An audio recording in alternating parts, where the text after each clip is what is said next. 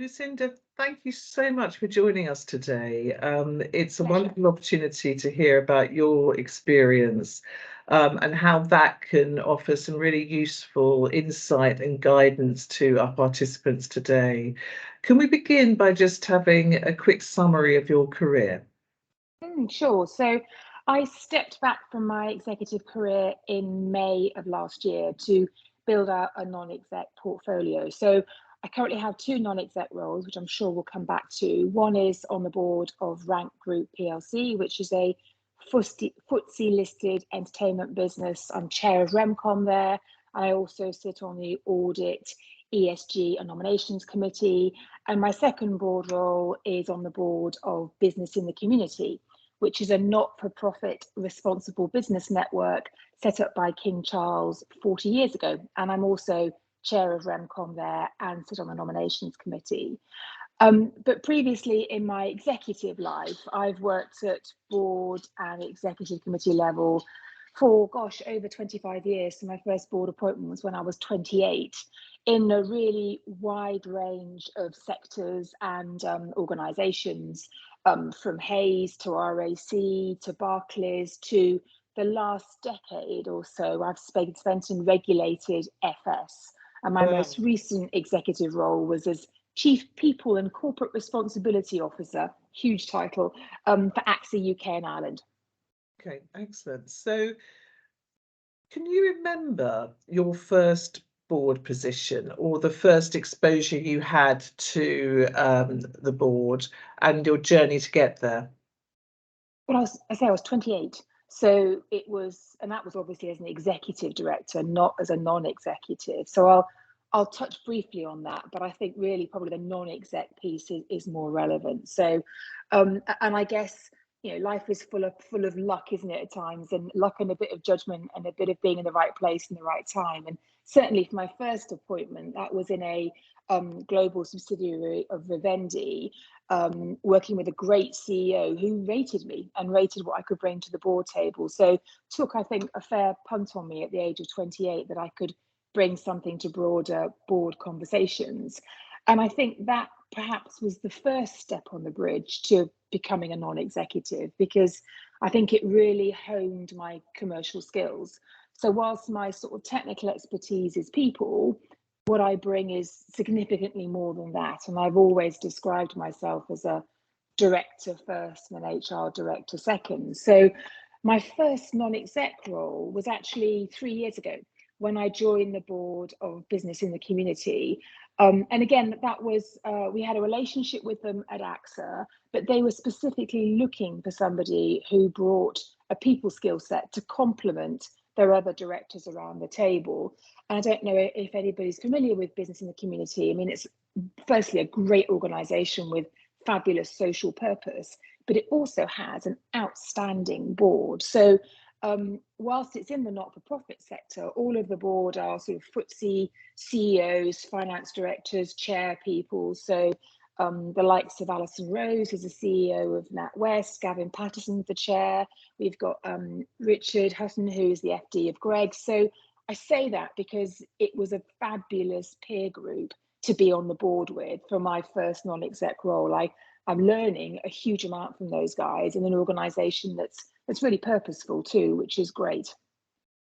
Wonderful. And now you have that not-for-profit business experience to compare with a much bigger FTSE listed organisation. What are the key differences in terms of the way you behave, or are there none? Well, there's loads of differences from a governance point of view in terms of the board. There's a whole bunch of stuff that I'm sure the audience are familiar with around being a FTSE listed organisation in terms of disclosure and governance and the corporate code of corporate governance code, which means you have to do all sorts of things as a FTSE listed organisation. So there's a material difference in the board agendas, if I can put it that way. But in terms of how you show up as a non-executive, it's very, very similar. You're there to coach and challenge the management teams and to get the balance right between being challenging and provocative and thought-provoking, but also being supportive what the organisation are trying to do, whilst being independent. So some fairly big differences, but some very strong similarities too. You mentioned earlier that you see yourself as a director and then an HR director, second, if you like, or at least equal. Over in the course of my experience, positions held by individuals that haven't come from an accountancy background or have been a CEO have always been, harder to find. But you've successfully moved from an HR and people background into the boardroom, and then what seems quite logical into the remuneration committee.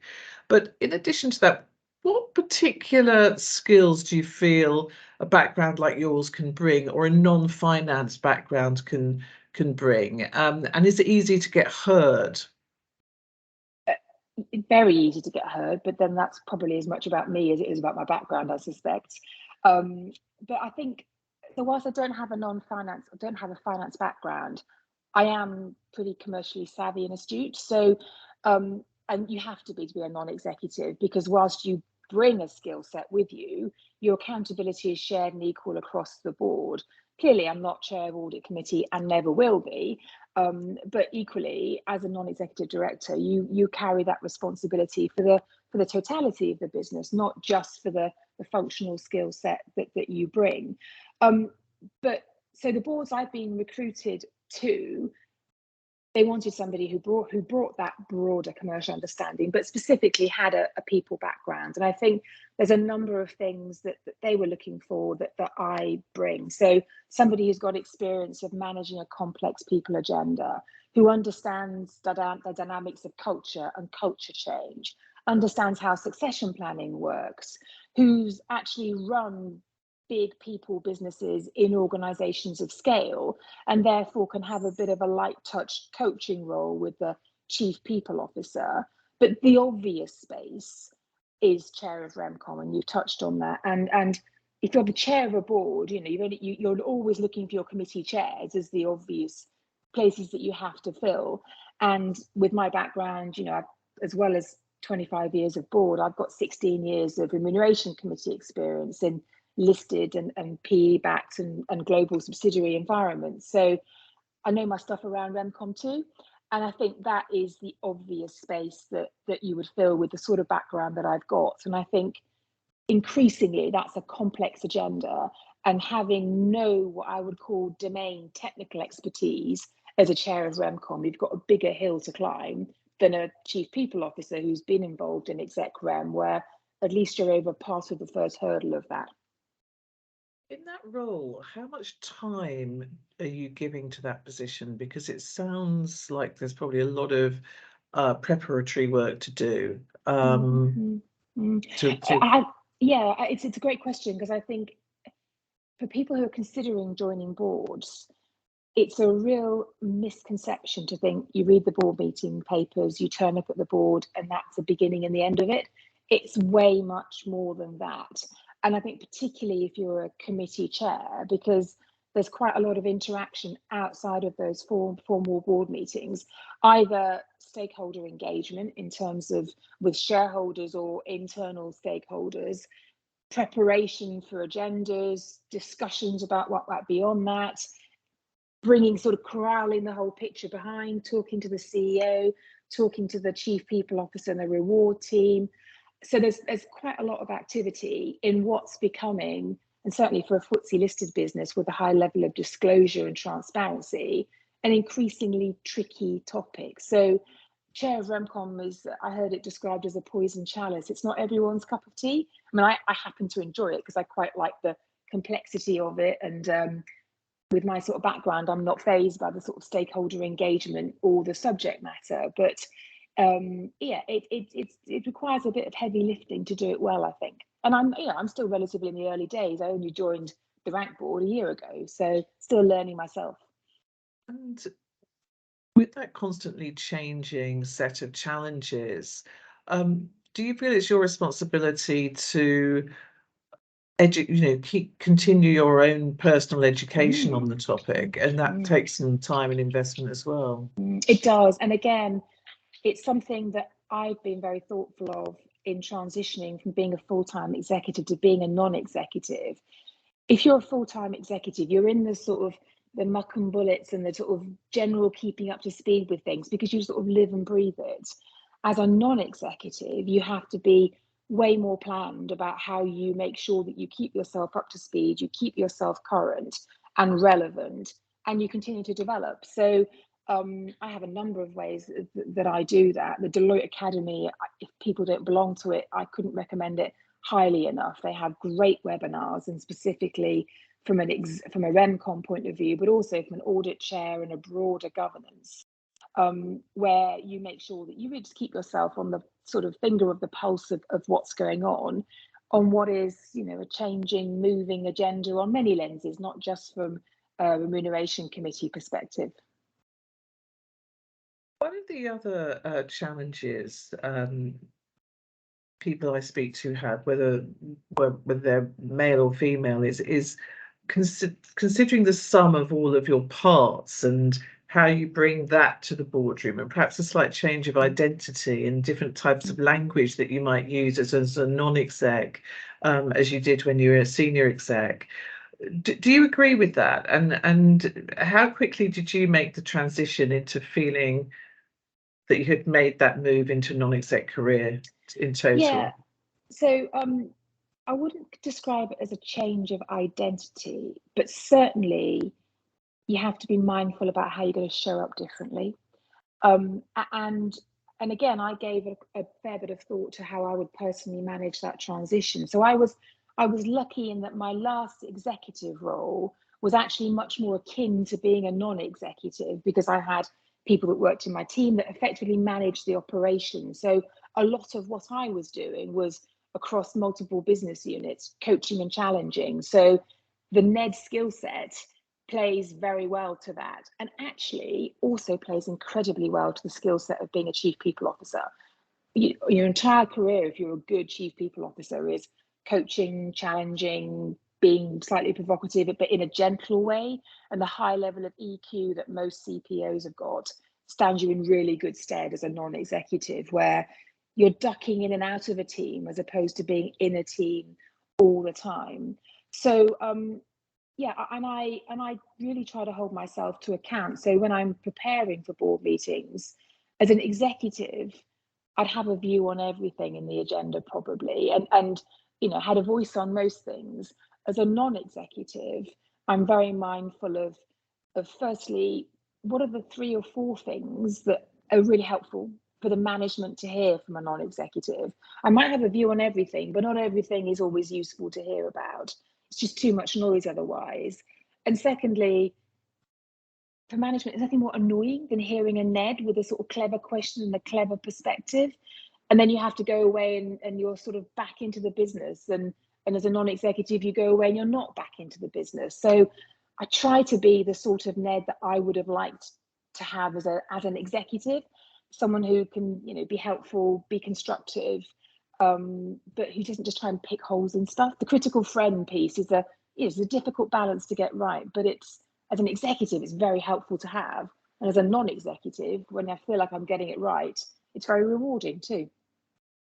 Well, something else you talked about was having the sort of network that helped your journey.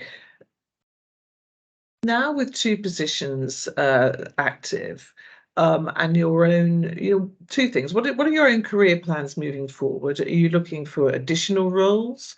You know, where do you see yourself in 3 or 4 years' time in terms of how much time you can give to boardrooms?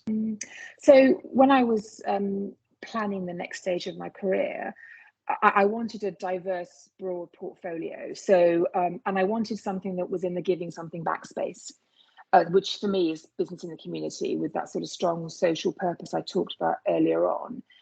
And then I'm looking for 2, possibly 3, depending on what the third one would be, in the commercial space. And because my background is so diverse in terms of sector, I'm trying to keep that level of diversity in my background. So Rank is in the entertainment business. It would be logical for me probably to have an FS one at some point in my portfolio. So that's how I'm sort of building it out. And I'm very thoughtful that this is a multi-year commitment. So act in haste, repent in leisure, they say, don't they? So making sure that one, you really do your due diligence as well as you can about where you go. But secondly, also being thoughtful about not taking on more than you can chew. So hence building it up gradually rather than rushing at it all in the first few months or so. Okay, brilliant. Lucinda, you've given us so much to think about. What would be your top tip to women starting out on their board career? I think, there's lots of tips really, I think. If I can sneak two in, one is more about what you should do and one is more about what you should be, really. So I think being really clear, crystal clear, what do you bring and what sort of board do you want to join? Really test and challenge yourself on that. I mean, one, you'll need to be able to articulate that really, really clearly. But secondly, it's really important for yourself that before you get seduced by an opportunity, having a series of filters that you put it through yourself to say, okay, is it something that I even want to do, is really healthy. Because whilst it's tough to get your first one, they are out there. So people will get approached for things. And the second thing really plays to the toughness point. Somebody said to me, and before I moved into being a non-exec, I spoke to lots and lots and lots of non-executives. What it's like, what was it like, what's your journey, what can I learn from you? And the biggest thing that everybody said was you have to have skin like a rhino, because it's intensely competitive. Particularly getting your first one will take a chunk of time. Be okay about that, but be okay to recognize you have to kiss a lot of frogs, is the phrase that was used to me. You do have to sort of put a bit of shoe leather in to get out and about amongst your network, amongst the headhunters, to get your sort of name on the radar. And probably you will not get the jobs that you would think you should be getting, because so much of this is about individual unique fit, and that's, you can't capture that on a CV or on a bit of thinking about what you want. It's a sort of personal chemistry thing too. Absolutely. Lucinda, that's wonderful. Thank you so much for your help. It's A very much pleasure. appreciated, and I personally will be looking out for an additional role for you.